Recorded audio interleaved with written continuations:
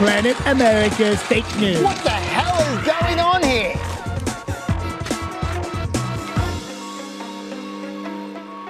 Hello and welcome to Planet America. I'm John Barron. And I'm Chaz Gidello. This week, just days out from crucial midterm elections, we'll look at the issues, the polls and the predictions. There's going to be a gender gap on steroids in this country. He is obviously seeing some numbers that he doesn't like. And we'll also look at the propositions and the state races that could have a national impact. And in the history department, how Trump could learn from Truman and turn defeat into victory 2 years from now. Governor Thomas E. Dewey today conceded the presidential election to President Truman. But first, as America goes to the polls, here's what they're talking about.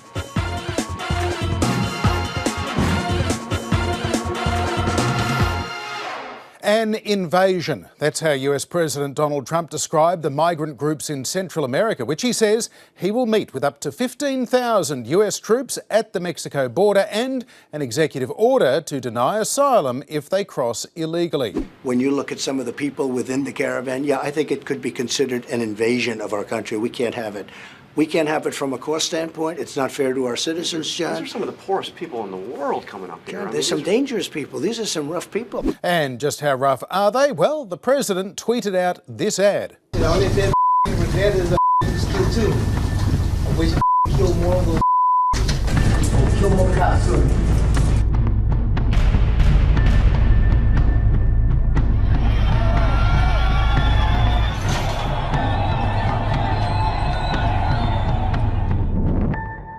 Okay, a quick fact check on that. That courtroom scene featured illegal immigrant Luis Bracamontes, who was sentenced to death earlier this year for the 2014 killing of 2 Sacramento police officers. There is no known link between Bracamontes and the migrant caravans. As for being the Democrats' fault, Bracamontes entered the US illegally and undetected a number of times and was deported twice, once in 1997 under Bill Clinton, a Democrat, and once in 2001 under George W. Bush, a Republican. Ohio Governor John Kasich and retiring Arizona Republican Senator Jeff Flake are the 2 Republicans to have condemned the ad so far, as have plenty of Democrats. One killer, though, with a link to the migrant caravan is Robert Bauer, who shot and killed 11 people at Pittsburgh's Tree of Life synagogue last weekend in what has been described as America's worst anti-Semitic attack. Bauer's social media posts reveal he liked the fact the migrant caravan was being described as an invasion. And just 5 minutes before his attack, he posted that the Jewish aid organisation HIAS, quote, likes to bring invaders in that kill our people, he said. I can't sit by and watch my people get slaughtered. Screw your optics, I'm going in. And he did. Rabbi Jeffrey Myers from the Tree of Life synagogue called on all politicians to calm their rhetoric. I want to address for a moment some of our political leaders who are here. Ladies and gentlemen, it has to start with you as our leaders. My words are not intended as political fodder. Stop the words of hate. John, how can you calm down when there's so much to be scared of? And they're coming in with diseases such as smallpox and leprosy and TB that are going to affect our people in the United States. Just to be clear, there is no evidence that anyone in the caravan has leprosy or TB, and smallpox was eradicated 40 years ago. Also, while Trump's talking about stationing a bigger army on the border than is currently in Afghanistan, I should point out that as of a week ago, there were only 3,600 people in the caravan, and that number was dropping. By the way, that caravan at the start of the week was here, 1,470 kilometres from the nearest border. I could fact check this stuff all day, but why bother? Shepard Smith's already done it for us. The migrants, according to Fox News reporting, are more than 2 months away, if any of them actually come here. But tomorrow is 1 week before the midterm election, which is what all of this is about. There is no invasion. No one's coming to get you. There's nothing at all to worry about. When they did this to us, got us all riled up in April, remember? The result was 14 arrests. We're America, we can handle it. I should say though, there's no reason to panic, but there is an issue that needs to be addressed sensibly. Take this footage coming up. I can't believe I'm saying this, but it's actually from InfoWars. Yes, I know you're suspicious, I don't blame you, but there are people in this video who are also in the Reuters photos of the same event, so I think it checks out. Anyway, this video is from Mexico's southern border, where a second migrant caravan just broke through. These people throwing rocks do not appear to be defenceless asylum seekers, and pretty much everyone agrees America should have a functional system to process them if and when they eventually arrive. Yet, for their own political reasons, Democrats are mostly staying silent on this one. And the problem with all this is that, as conservative writer David Frum writes, if Liberals insist that only fascists will defend borders, then voters will hire fascists to do the jobs Liberals won't do.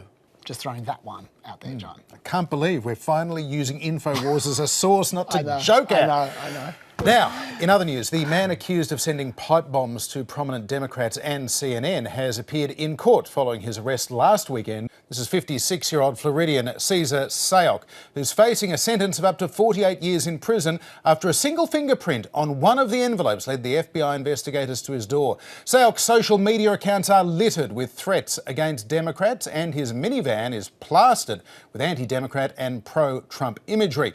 President Trump took to Twitter to blame the American media. There is great anger in our country, caused in part by inaccurate and even fraudulent reporting of the news. The fake news media, the true enemy of the people, must stop the open and obvious hostility to report the news accurately and fairly. That will do much to put out the flame of anger and outrage, and we will then be able to bring all sides together in peace and harmony. Fake news must end. Well, to be fair, John, Trump has uncovered some blatant media double standards. I was in the headline of the Washington Post, my name associated with this crazy bomber. Now, Trump bomber or something. But I was in the headline. They didn't do that with President Obama, with the church, the horrible situation with the church. They didn't do that. So Trump's upset that he's been associated with the actions of a massive Trump fanboy who tried to take out Trump's critics. Whereas Obama was never associated with the actions of Dylan Roof, who was a white supremacist who shot up a black church. Why was that? Well, the double standard. Look, I'm sympathetic to some of Trump's arguments. It's true that even while calling for civility, some media people have said some extremely over-the-top things. This president has radicalized so many more people than ISIS ever did. That's pretty over the top. Yeah, although Trump did say Obama founded ISIS. So. That is true. Look, I do think you shouldn't hold free political speech responsible for insane people doing insane things. And by the way, we'll be debating that question in our Facebook Extra right after this. In a very Go civil have a look way, at it. though. Oh, of course. But not blaming Trump for Cesar Sayok's actions is a very different thing to blaming Cesar Sayok's victims for Cesar Sayok's actions. Even Fox and Friends weren't swallowing that one. The press isn't the enemy of the people. Some of the things they say and the way they stack their shows, the president could look as though they're targeting him and he's got a case. But that broad statement does a lot of damage. Are they the enemy of the people? I don't think so either.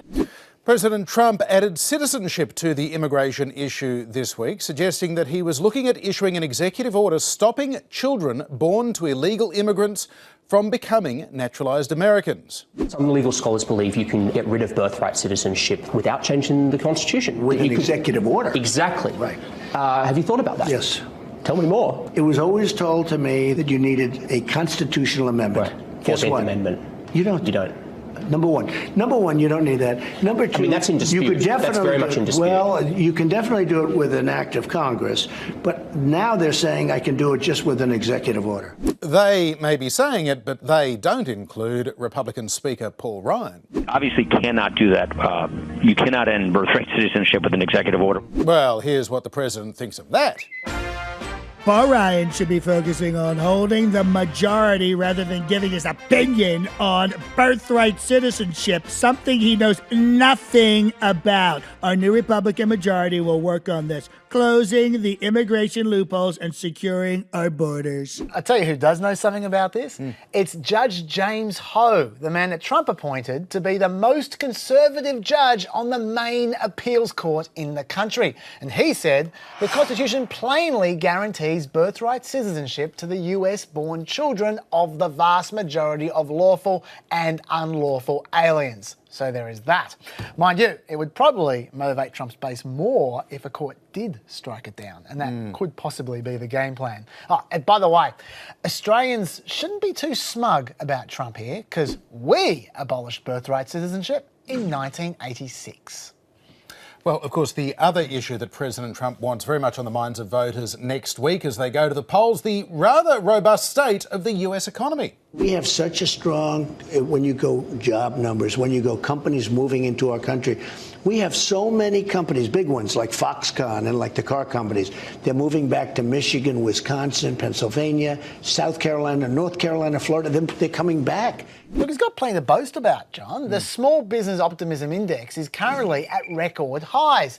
The World Economic Forum has rated the American economy the most competitive in the world for the first time in a decade. And just this week, the third quarter GDP growth figures were released, and they showed 3.5% growth, creating the best pair of growth results since 2014. In terms of annual growth rates, in orange there, you can see annual growth is now nudging 3%, which is a great result. Certainly good for the election campaign, but there are signs that this could be the economy's high point. Out of that 3.5% growth last quarter, nearly 2.7 percentage points of growth came straight from consumer spending, which economists fear points to an unsustainable sugar rush from the tax cuts. As for the sustainable investment that you'd hope the tax cuts would encourage, they only increased 0.8% in the third quarter. So there is a concern that the tax cuts may not end up creating long-term growth. Certainly that's what the Wall Street Journal survey of economists is predicting.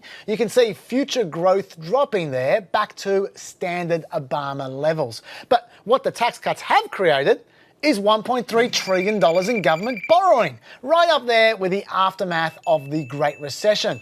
All that borrowing leads to higher interest rates, which leads to a stronger dollar, which leads to cheaper imports, and that leads to an all-time record trade deficit that Trump presumably is not enjoying very much. Meanwhile, the tariffs are leading to higher prices and to reduced corporate earnings growth. And before you know it, the Dow Jones has dropped back to where it was in December last year. And Donald Trump definitely would not be enjoying that. But at least he's got plenty to boast about for the election, and that will do for now. But from the international to the local, and state elections are a big deal. This year, there's the greatest percentage of contested seats for 46 years, and more contests means more money. The Democrats are spending $35 million on state races, twice what they did in 2016. But Republicans have upped the ante as well, with almost $50 million spent in state races. Throw in the funding of super PACs, and it all adds up, often in battles over one-off propositions, say about guns or taxes or climate change. So why don't I take a stroll through the highlights of this year's 155 ballot questions? Meet you at the wall. Big, beautiful wall. Okay, let's start with election law. And 3 states have a ballot to end gerrymandering by getting an independent commission to draw their electorates. Nevada's offering automatic voter registration when you get your driver's license. There are voter ID laws on the ballot in Arkansas and North Carolina. And this one's a big one, restoring the right to vote for 1.4 million ex-felons in Florida. If that gets up, that could be huge for 2020. There's increasing the minimum wage in Arkansas and Missouri, expanding Medicaid, which is free healthcare for the poor, in 4 states. Tougher gun laws are in Washington, including raising the minimum age for guns to 21, banning offshore oil and gas exploration, and vaping in an indoor workplace. That has gotta be Florida, yes. And so you can channel the Floridians who came up with that last idea. Some more states might legalise marijuana, and some other states might legalise medical marijuana. To the environment, Nevada and Arizona might move to 50% renewable energy by 2030. Washington might have a carbon fee, and Missouri just wants to reduce the time someone needs to be in an organisation before they're allowed to call bingo. That's the way, Missouri. You shoot for the stars. Finally, Alabama and West Virginia are setting themselves up for an abortion ban if Roe v. Wade is overturned. California might make daylight savings permanent, and Colorado is considering the removal of slavery as a punishment from their constitution. What the hell What kind of constitution do you have, Colorado? God, okay, I'm done.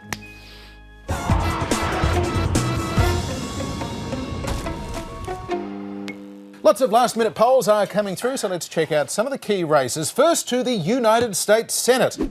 In Florida, incumbent Democrat Bill Nelson leads Republican Governor Rick Scott by 2 points in the poll average.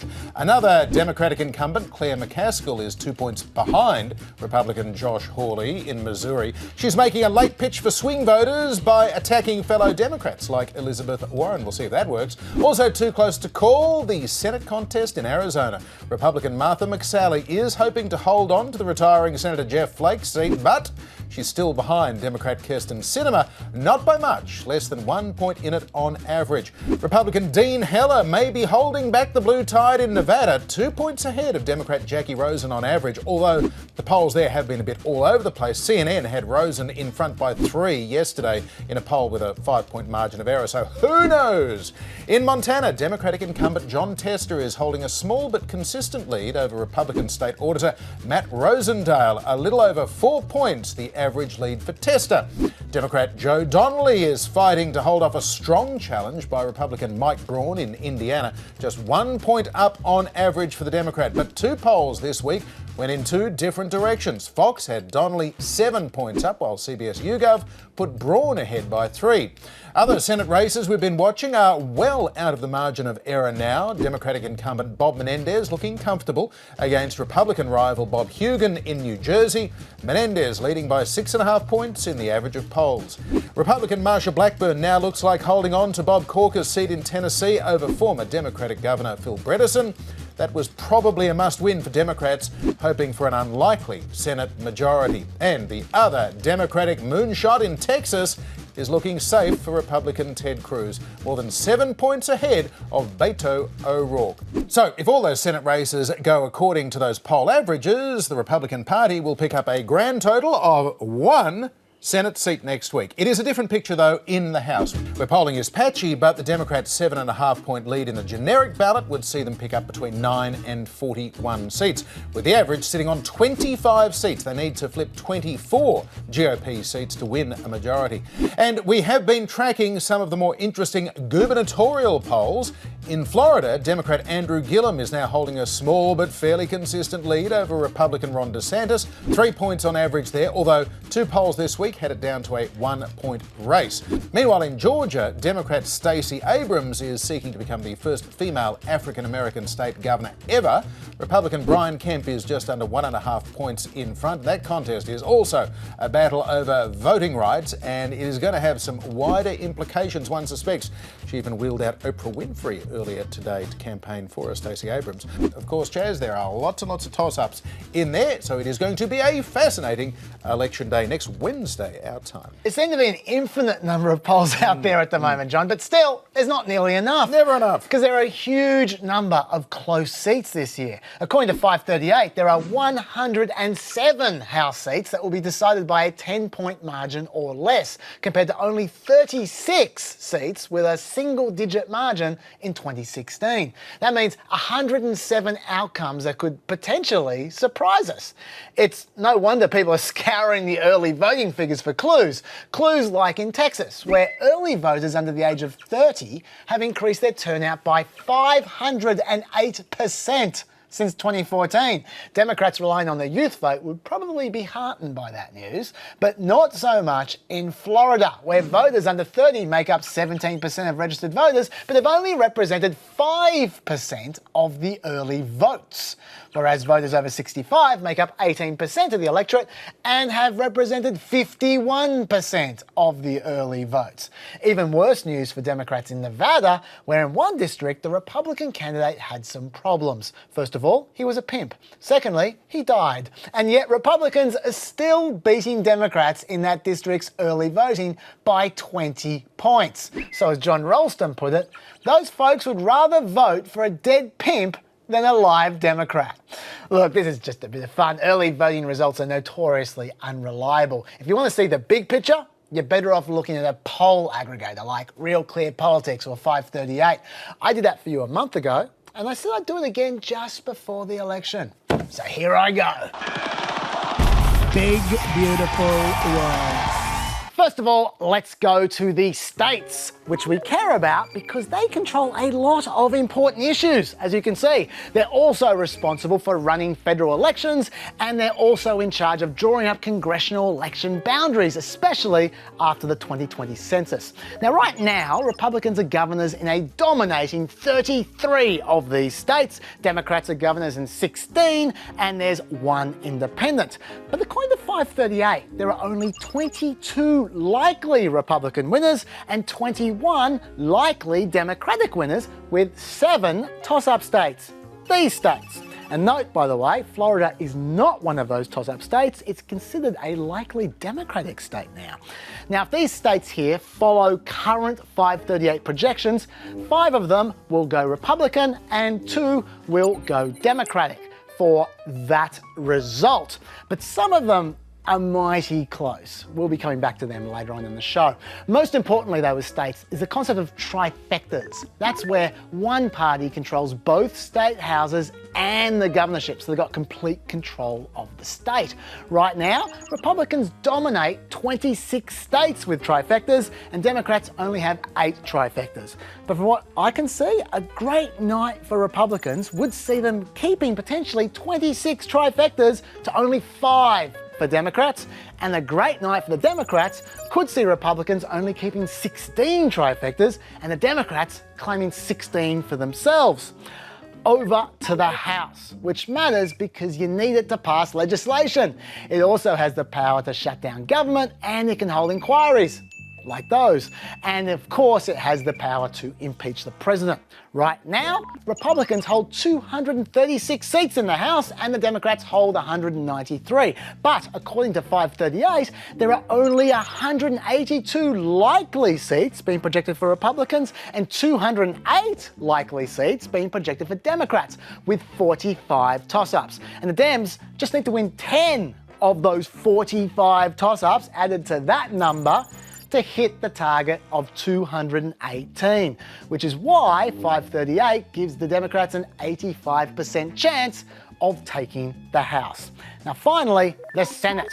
Not only does it do most of the stuff that the House does, but the Senate also confirms administration appointments, including judges, so they could block any judges or cabinet officials that Trump might want to nominate.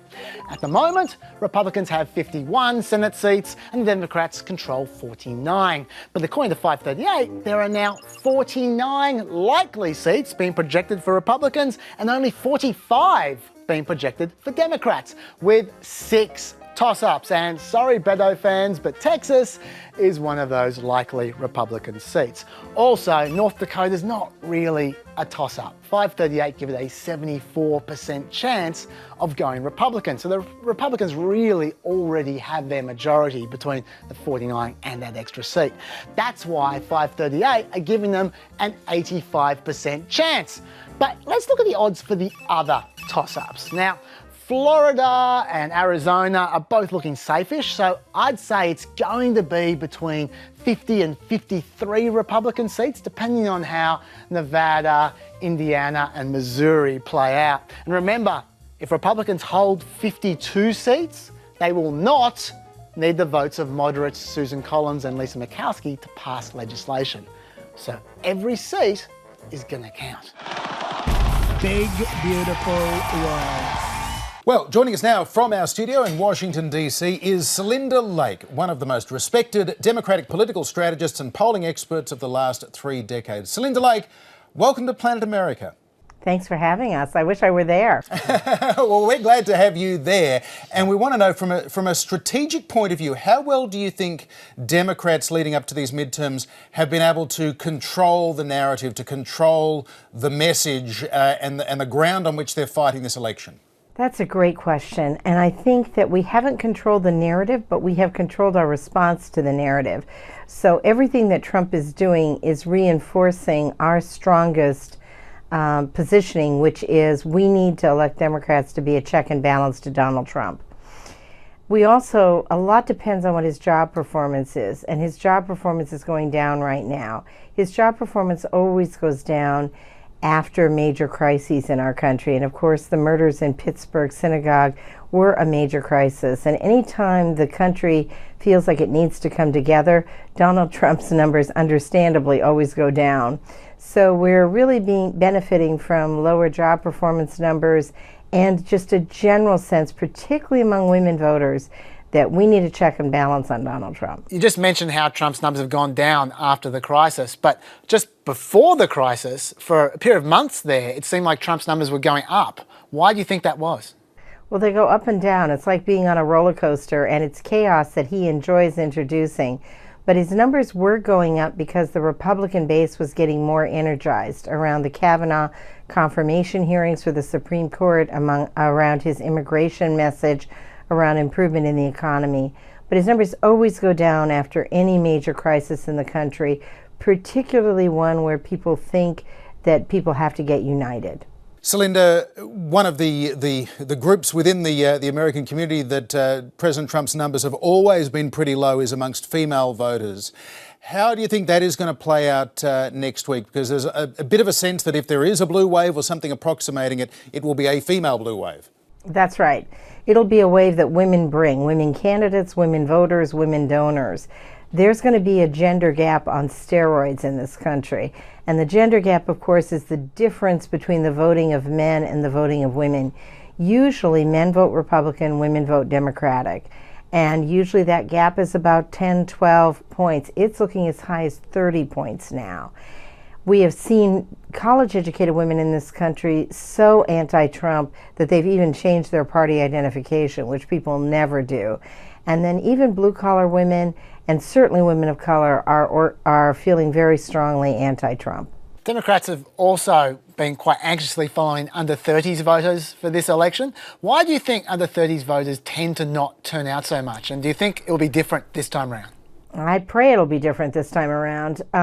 So even right now, millennials, only 31% of them say that they are interested in voting. That compares to an average for the electorate of 53, 56%, and among, say, those college-educated women, 61, 67%. Millennials always drop off in midterm elections, and if things had just been normal, there would have been 17 million millennials who voted in 2016 who didn't vote in 2018. But we are hoping, millennials are very energized around the issues around intolerance, around racism, around immigration, around gun violence, and we're hoping that they make the connection between that energy and voting, that they just don't participate in social media, participate in the next demonstration, but actually connect things to the vote. And I think we don't know yet how that will turn out. We are still looking at, according to the poll averages at least, a pretty standard first-term backlash midterm election against an incumbent president. Why isn't this looking like a bigger rout against President Trump, given his historical unpopularity? Have Democrats squandered a chance here? I don't think Democrats have squandered a chance. I think we fought hard for the chance. But there are several factors. There are structural factors that work against us. One is reapportionment. We have to get 57% of the votes to get half of the seats because of gerrymandering, where the districts have been drawn to favor the Republicans. And we're desperately trying to turn that around by 2020 and 2022. We have only a third of our Senate is up at any one time, and the third of the Senate seats that are up right now are disproportionately in Trump country. So you have a lot of U.S. senators, Democrats, fighting to hold on to their seats. But in the House, where I think you'll see the true wave, or I prefer to call it a swell, the average change has been 23 seats. We need 25 seats. We need 23 seats to win. We're going to get the 23 seats. The question is it going to be more like 25 seats, 30, 35, 40? We really don't know. Well, Celinda Lake, we really appreciate your analysis. Thanks so much for your time today. Thank you for having me. Well, let's get the view from the other side. Liz Mayer, she's a former online communications director for the Republican National Committee and has worked on campaigns including John McCain and Rick Perry's presidential runs. Liz Mayer, welcome back to Planet America. Yeah, thanks for having me. So we've been hearing President Trump increasing the rhetoric around the immigration issue this week. Politically, is this a winner for Donald Trump? I think the general consensus seems to be that it's not. I certainly know a lot of Republicans who have very divergent views about the immigration issue, who all seem to be united in believing that this is actually not helpful. I do think what's interesting about it is, in my personal opinion, he would not be going to this particular trough if he did not believe that he was having a problem turning out his own base for Republican candidates heading into this election. And so I think that's what I find most interesting about it, rather than whether it's smart political strategy or not. I think it's very telling that he is obviously seeing some numbers that he doesn't like, or that his counsel does not like, with regard to the electorate at this particular point. Liz, are you one of those people who feels that Trump's rhetoric is a cause of violence, or do you feel that his rhetoric might be a symptom of something greater that could be causing violence? I think it's mostly a symptom. At the end of the day, Donald Trump didn't come out of nowhere. There was a market that existed for him, and he went ahead and played to that market. I certainly do think that there are statements that he makes that are very incendiary and do have the effect of provoking people and inciting people. And so I think that it's a little bit of both. But at the end of the day, I don't think that if there weren't a market for this kind of hatred and for the kind of violence that we've been seeing, really, I think, on the uptick in the U.S., I think if there were not that market in the first place, frankly, he wouldn't have had the appeal that he did, and the kind of rhetoric that he's engaged in, he would not have found it fruitful to engage in that in any way, shape, or form. The fact is he has, and so I think that points to the fact that we have a pre-existing problem here that really needs to be addressed. Liz, President Trump is quite unpopular with female voters in the United States. A month ago, of course, we're expecting this was going to be the Me Too Kavanaugh election. That's kind of gone a little bit off the radar. But do you think it'll be a big factor next week? Well, I think one of the things that everybody needs to bear in mind is we still tend to think of Election Day and people voting as only happening on this Tuesday in November. The reality now, though, is that in most states you have a large contingent of people, in some cases 100% of the population, who are voting by mail, voting absentee, or you have people who are doing early voting.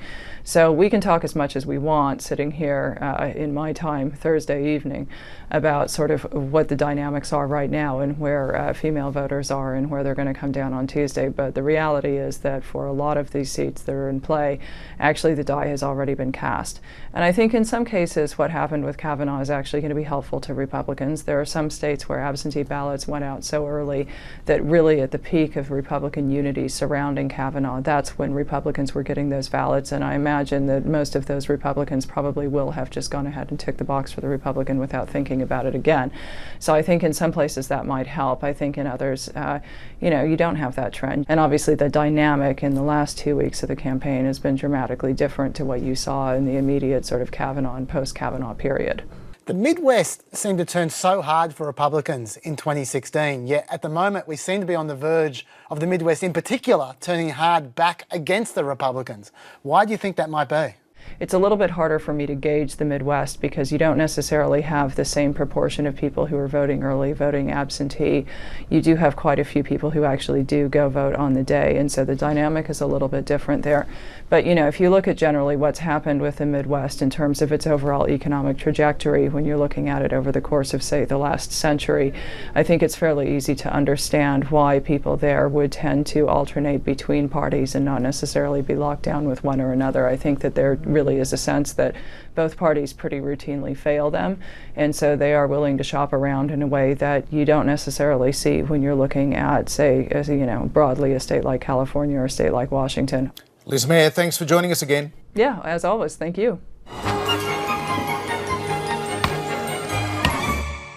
OK, so all things being equal, next week's midterm elections seem likely to see Democrats take control of the House of Representatives, while Republicans are pretty confident of retaining their Senate majority. For President Trump, a divided Congress will make legislating difficult, and House committees can certainly turn up the heat on any number of potential administration scandals. But gridlock on Capitol Hill may also provide President Trump with an opportunity to win a second term in 2020. November 1946. Democrat Harry Truman has been president for 18 months since the death of Franklin Roosevelt. World War II is over, the troops are home, but after the long, hard years of fighting, America is struggling to adjust to the realities of peacetime. More than 5 million workers walk off the job as the United States is riven by strikes. Truman's approval rating of close to 90% at the end of the war has fallen back to earth with a thud to around 32%. Republicans sweep the midterm elections, picking up 56 seats in the House and 13 in the Senate, taking majorities for the first time since the pre-Depression election of 1928. President Truman calls a joint sitting of Congress to announce a new foreign policy which came to be called the Truman Doctrine. With Britain and France weakened by war and Germany and Japan defeated, America would be the world's defender against communism. If we falter in our leadership, we may endanger the peace of the world, and we shall surely endanger the welfare of this nation. 1948 is a presidential election year, but Truman's Democratic Party is fracturing. Former Vice President Henry Wallace leaves to run for president under the banner of the left-wing Progressive Party, and some Southern Democrats walk out of the convention over a civil rights plank in the party's platform. And we bid you goodbye. Remaining Southern states try to block Truman's renomination, but fail. Harry S. Truman, having received the majority of all the votes cast, I therefore declare him the Democratic nominee for President of the United States. Segregationist Dixiecrats then nominate their own presidential candidate, Strom Thurmond. It's all very messy. In his convention speech, Truman calls Congress back into session to pass his legislative agenda, knowing full well they won't do it, but setting up the major theme of his campaign. I must have your help. You must get in and push and win this election. The country can't afford another Republican Congress. Truman hits the campaign trail, railing against Republicans in what he calls a do-nothing Congress, taking his message to heartland farming communities. We have stood firm, and we have been reasonable and straightforward at all times. Truman's Republican opponent is popular New York Governor Tom Dewey, who campaigns on a promise to work with Congress, not against them. Now, next January 20, there will begin in Washington the biggest unraveling, unsnarling, untangling operation in our nation's history. Meanwhile, President Truman's whistle-stop campaign is building momentum. He warns with Dewey in the White House, Republicans will scrap Roosevelt's New Deal. By Election Day, polls show Governor Dewey leading Truman by between 5 and 15 points. It's the first time an election is covered on live TV, and the result is one of the biggest political upsets in history. This is NBC Television. Governor Thomas E. Dewey today conceded the presidential election to President Truman. A 4-point win for the president, and Truman's Democrats win back majorities in both houses as well. The Truman forces overwhelmingly enact a change, reducing the power of the Rules Committee to make easier the fulfillment of the planks in the Democratic platform. Truman's campaign against the do-nothing Congress succeeded spectacularly, but the next 4 years wouldn't be easy ones for the Democrats or America's place in the world. A communist takeover in China, the Soviets detonate their own atomic bomb, war breaks out on the Korean Peninsula, and, not for the last time, a president's domestic agenda goes largely unfulfilled as half the federal budget is taken up by foreign aid and defence.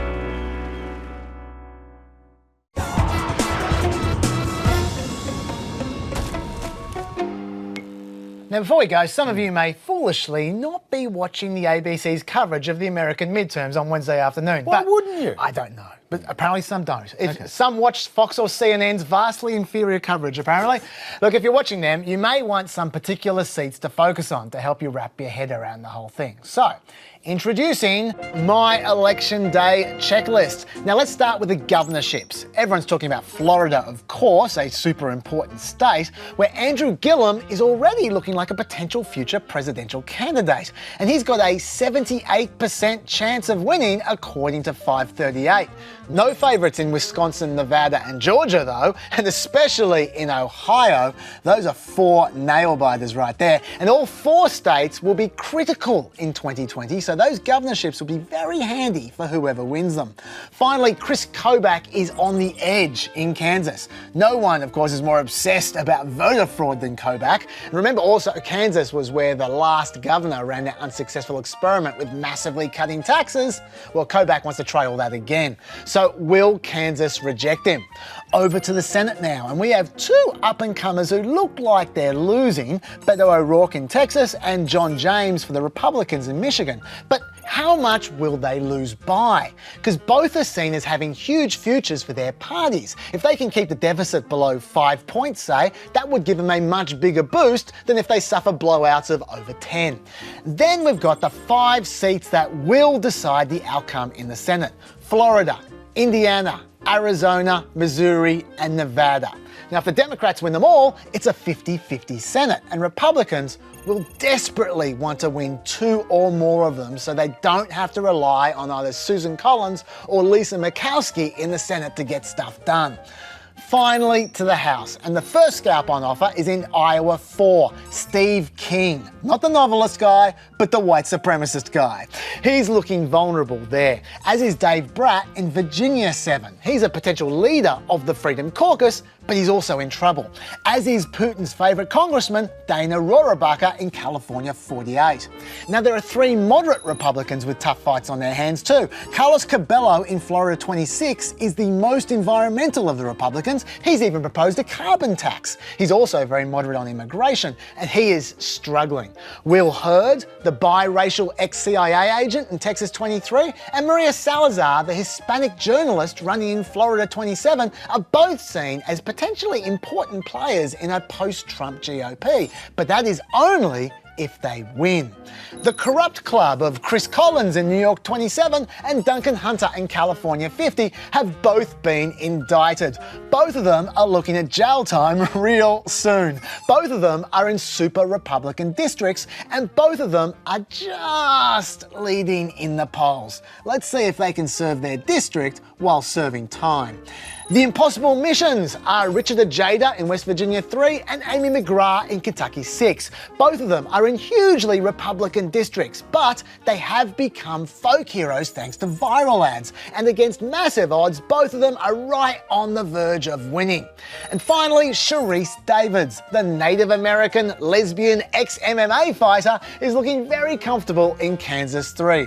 She's set to achieve quite a number of firsts. And we'll come back to see how all those races went after the election. And with that, we are right out of time. But if you are in Sydney next Thursday lunchtime, there are still a few tickets available for our midterm live show at the Giant Dwarf Theatre. We'll have a great panel of experts to analyse all the results, and you'll get your chance to ask some questions of them as well, and you'll get a hot dog. Hope to see you there. And don't forget our Facebook Extra, where we will be debating rhetoric, possibly violently. Let's hope. Bye-bye.